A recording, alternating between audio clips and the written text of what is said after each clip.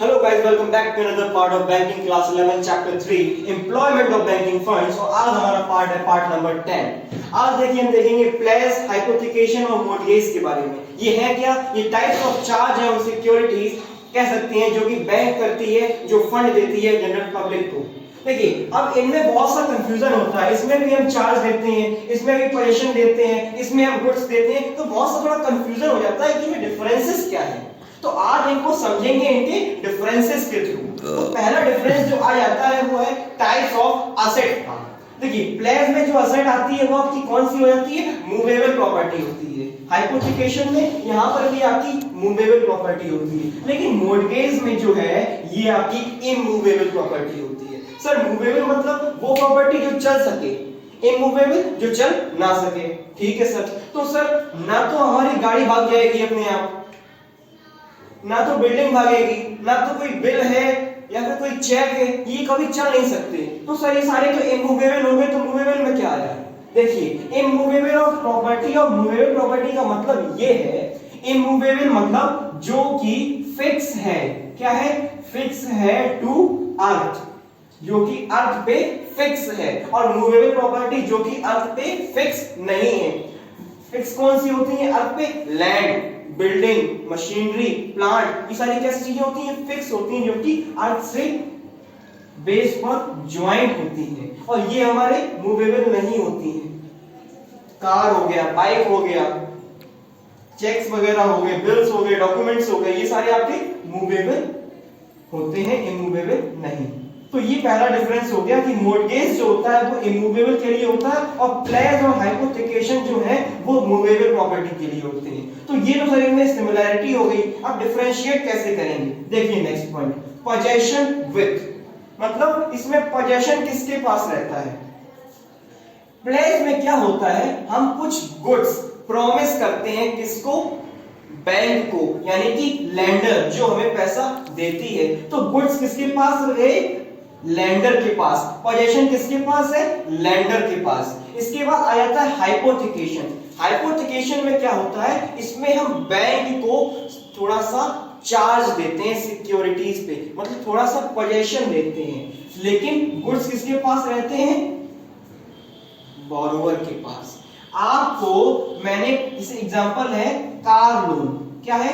Car loan. मैंने car के लिए लोन लिया। अब जो मैं कार खरीद के लाया हूं, तो क्या मैं उसको एज अ कोलेटरल या फिर पोजेशन बैंक को दे दूंगा? नहीं, उसमें थोड़ा सा राइट होता है किसका? बैंक का, लेकिन ये रहती किसके पास है? बोरोवर के पास। तो पोजेशन किसके पास है? बोरोवर के पास। अब आ जाते हैं मॉर्गेज में। मॉर्गेज में भी जो भी प्रॉपर्टी के लिए हम लोन लेते हैं, उसमें इसमें थोड़ा सा इंटरेस्ट, यानी कि थोड़ा सा इसका बैंक का इंटरेस्ट या तो राइट टू सेल कह लीजिए या फिर ओनरशिप कह लीजिए, किसकी रहती है? बोरोवर की। और थोड़ी सी किसकी रहती है?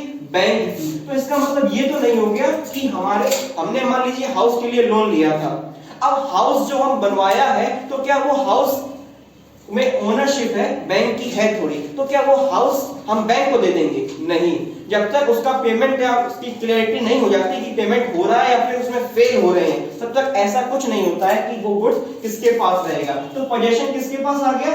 बोरोवर के पास। आपका इंटरेस्ट है, आपका थोड़ा बहुत ओनरशिप आपको मिलेगी, लेकिन तब मिलेगी जब पेमेंट करने में फेल हो जाएंगे। तब तक आपका थोड़ा इस पे क्या है? राइट है, कि आपका थोड़ा अधिकार है कि ये एज अ कोलेटरल है, लेकिन रहता किसके पास है पोजीशन? बोरोवर के पास। तो देखिए पोजीशन में, प्लेस में किसके पास रहता है? लेंडर यानी कि बैंक के पास। हाइपोथिकेशन और मॉर्गेज में किसके पास रहता है? बोरोवर के पास। अब देखो इसके समझते हैं एग्जांपल से। प्लेस में एग्जांपल आता है गोल्ड लोन। आपको लोन चाहिए, तो आप मान लीजिए गोल्ड लोन लेना चाहते हैं, तो आप बैंक में गए, आपने क्या किया? उससे लोन लिया और गोल्ड आपने बैंक के पास रख दिया, यानी कि कोलेटरल किसके पास है? बैंक के पास है। पोजीशन किसके पास है? लेंडर के पास है। अब देखिए इसमें कार लोन, हमें कार के लिए लोन चाहिए था, बैंक से लोन लिया, तो क्या जब कार खरीद के लाते हैं तो क्या वो बैंक को दे देते हैं? नहीं, किसके पास रहती है? बोरोवर के पास। लेकिन कार के ऊपर थोड़ा सा राइट बैंक का होता है, इसी को कहते हैं हाइपोथिकेशन। इसके बाद आता है मोर्टगेज। मोर्टगेज में एग्जांपल आता है होम लोन। आपने किसी घर को बनवाने के लिए या फिर कोई फ्लैट खरीदने के लिए लोन लिया था, तो आपने जो लोन लिया है, तो आप जो घर खरीदते हैं तो क्या वो घर आप बैंक को दे देते हैं, बैंक के नाम कर देते हैं? नहीं, आपके पास रहता है पोजीशन, बोरोवर के पास रहता है, लेकिन थोड़ा सा इंटरेस्ट किसका रहता है? बैंक का। तो ये आपका क्या है? मोर्टगेज है। अब देखिए रिकवरी का टाइम, मतलब आप पेमेंट करने में फेल हो जाते हैं, बोरोवर अपना पेमेंट करने में क्या हो जाता है? फेल हो जाता है। तो इस केस में क्या होता है? देखिए बैंक जो है, जब ये प्लेस का केस है, प्लेस के केस में पोजीशन किसके पास है? बैंक के पास है। तो अगर आप पेमेंट करने में फेल हो जाते हैं तो बैंक आपकी असेट को बेच देगी, इसलिए लोन को रिकवर करने के लिए। अब हाइपोथेकेशन के केस में किसके पास पोजीशन है? बोरोवर के पास है। तो जब आप पेमेंट करने में फेल हो जाएंगे तो बैंक आपसे क्या ले लेगी? पोजीशन। अब ओनरशिप किसकी हो गई? बैंक की हो गई। और उसके बाद ऑक्शन, एक तरह से आप कह सकते हैं इसको बिड कहते हैं, नीलामी। तो ऑक्शन कर देते हैं, मतलब उस प्रॉपर्टी को बेच देंगे जो कि लोन का अमाउंट रिकवर करके देगी। इस केस में पोजीशन था किसके पास? बोरोवर के पास। तो जब पेमेंट करने में फेल होंगे तो पहले हम क्या लेंगे? पोजीशन लेंगे। किससे? बोरोवर से। उसके बाद उसका ऑक्शन करेंगे। इसी का आता है मोर्टगेज। पोजीशन किसके पास है? बोरोवर के पास। तो अगर पेमेंट करने में फेल होंगे तो बैंक क्या करेगी? पहले तो प्रॉपर्टी सीज करेगी, पहले तो वो जो हाउस है उसको सीज करेगी, उसके बाद उसकी नीलामी कर देगी या फिर उसको सेल कर देगी। तो ये थे बेसिक से डिफरेंसेस। आई होप इससे आपको ज्यादा क्लियर होगा। इसके बाद कुछ राइट्स आते हैं कि हाइपोथेकेशन के राइट्स क्या होते हैं, प्लेस के राइट्स क्या होते हैं। तो ये सारे आप पढ़िए। प्लेजर, प्लेजी के इसमें दो पार्टी होती है। जो आपको इंटरेस्ट प्रोवाइड करता है उसको कहते हैं हाइपोथिकेटर। क्या कहते हैं? हाइपोथिकेटर, यानी कि बोरोवर। और जिसको प्रोवाइड किया जाता है इंटरेस्ट वो क्या होता है? हाइपोथिकेटी। हाइपोथिकेटी यानी कि जिसको प्रोवाइड किया गया है। मोर्टगेज के इसमें भी दो पार्टी होती हैं। जिसने आपको इंटरेस्ट प्रोवाइड किया उस प्रॉपर्टी में वो क्या हो जाता है? मोर्टगेजर। मोर्टगेजर यानी कि बोरोवर हो गया यहाँ पे। और किसको इंटरेस्ट प्रोवाइड यानी कि राइट टू सेल प्रोवाइड किया है, थोड़ा सा पार्ट दिया है उसका बैंक को, तो मोर्टगेजी कौन हो जाती है? इसमें बैंक हो जाती है। तो ये सारे डिफरेंसेस हो जाते हैं, ये सारी आप देख सकते हैं। इसके बाद आ जाते हैं हमारे टाइप्स ऑफ मोर्टगेज। देखिए बुक में एक छोटा सा पैराग्राफ दे रखा है, उसमें थोड़ा कंफ्यूजन है, कहाँ पे लीगल मोर्टगेज की बात हो रही है, कहाँ पे इक्विटेबल मोर्टगेज की बात हो रही है। पहले तो बेसिकली समझ लेते हैं इक्विटेबल मोर्टगेज होता क्या है। इक्विटेबल मोर्टगेज का मतलब इतना हो जाता है कि जो इंटरेस्ट हमने बैंक को दिया है उस प्रॉपर्टी में वो इक्वल दिया है, जितना उसका इंटरेस्ट है उस प्रॉपर्टी में राइट है उतना राइट मेरा है।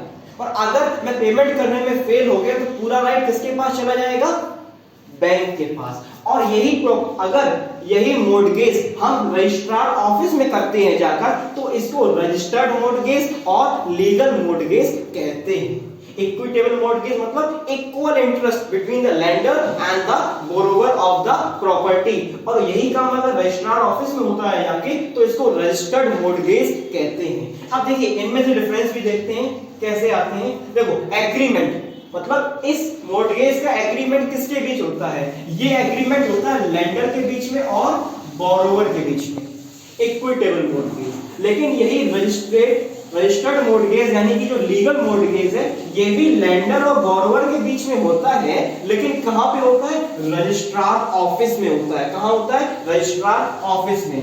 इसके बाद इसमें कुछ डॉक्यूमेंट्स या टाइटल डीड वगैरह भी जो होते हैं, मतलब इस मोर्टगेज प्रोसेस को प्रूफ के रूप में दिखाने के लिए एक मोर्टगेज डीड बनाना पड़ता है। क्या बनाना पड़ता है? Mortgage deed.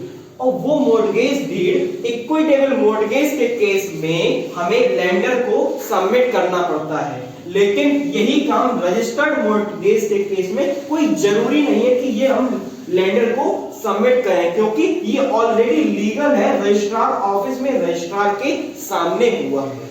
इसके बाद इसमें स्टैंप ड्यूटी आ जाती है। इक्विटेबल मोर्टगेज आप कह सकते हैं लो और नो सिक्योरिटी, लो और, तो यहाँ पर जो है स्टैंप ड्यूटी या तो बहुत लो देनी पड़ती है या फिर नो, लेकिन यही काम रजिस्टर्ड मॉर्गेज में स्टैंप ड्यूटी आपको देनी पड़ती है, क्योंकि ये लीगल है। एक रजिस्ट्रार के सामने, एक रजिस्ट्रार ऑफिस में हो रहा है तो आपको स्टैंप ड्यूटी देनी पड़ती है, जो कि बहुत हाई होती है। इसके बाद अब जब रीपेमेंट की बात आ जाती है ड्यूज की, तो कैसे किया जाता है? देखिए, अगर आप रीपेमेंट की बात करते हैं तो लेंडर, अगर आपने पेमेंट यानी कि बोरोवर ने उस पर्टिकुलर लोन का रीपेमेंट कर दिया, उन सारे ड्यूज का रीपेमेंट कर दिया, तो उसके बाद क्या होगा, लेंडर जो है हैंडओवर करेगा प्रॉपर्टी डॉक्यूमेंट्स। आपने जो डॉक्यूमेंट सबमिट किए थे वो प्रॉपर्टी डॉक्यूमेंट्स आपको क्या करेगा, हैंडओवर करेगा। किसको? बोरोवर को। और उसमें नो ड्यू सर्टिफिकेट देगा।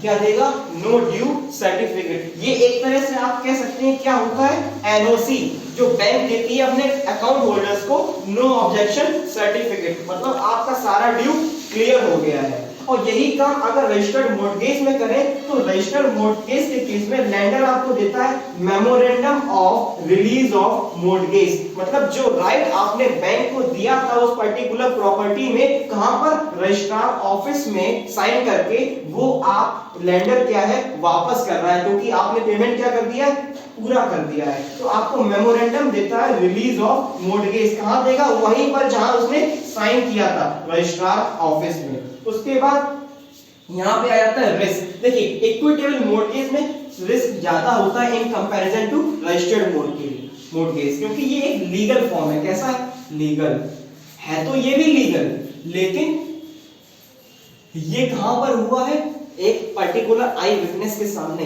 इस केस में आप अपने बात से मुकर नहीं सकते, क्योंकि आपने ये काम कहां पर किया है, रजिस्टर्ड मॉर्गेज रजिस्ट्रार ऑफिस के सामने। और ये काम क्या है, ये सिर्फ आपके और बोरोवर के बीच में, और कोई थर्ड पार्टी इस चीज को नहीं जानती। तो आई होप आपको समझ में आया होगा। If you have any doubts and queries, please comment down in the comment box. I hope from tomorrow I will be able to finish this chapter with our last topic, that is types of securities। ये हमारा इस chapter का last topic होने वाला है, जो कि video number, आप कह सकते हैं पार्ट नंबर 11 होगा। Thanks for watching this video.